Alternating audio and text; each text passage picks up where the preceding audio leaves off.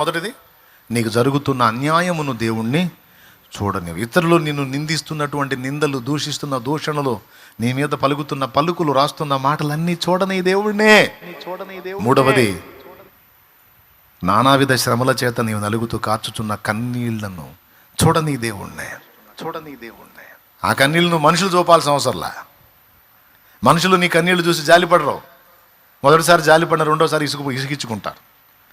నీ కన్నీళ్లు చూసి కరిగిపోయే గుండె ఒక్కటే ఉంది, అది నా దేవుని హృదయం. నాలుగవది త్యాగం. మన త్యాగం చూడని,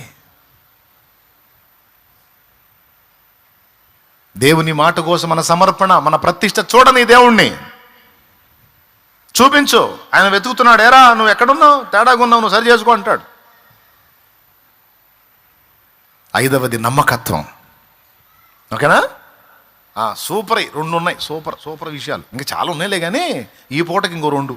ఇప్పుడు 5 చెప్పా, ఈ 5 గుర్తుంటాయో ఉండో, దేవునికే స్తోత్రం. ఏం చేద్దాం, అంతా అయిందయా. ఇంకా 2.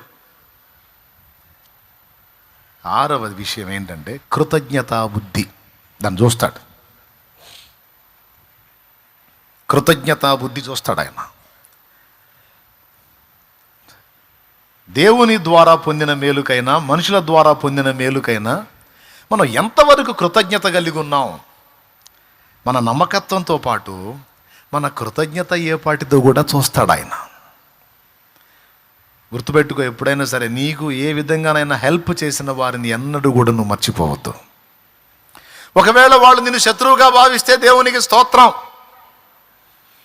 కానీ నీ హృదయంలో నీ ఎడల మేలు చేసిన వారికి నువ్వు ద్వేషాన్ని మాత్రం కలిగి ఉండొద్దు.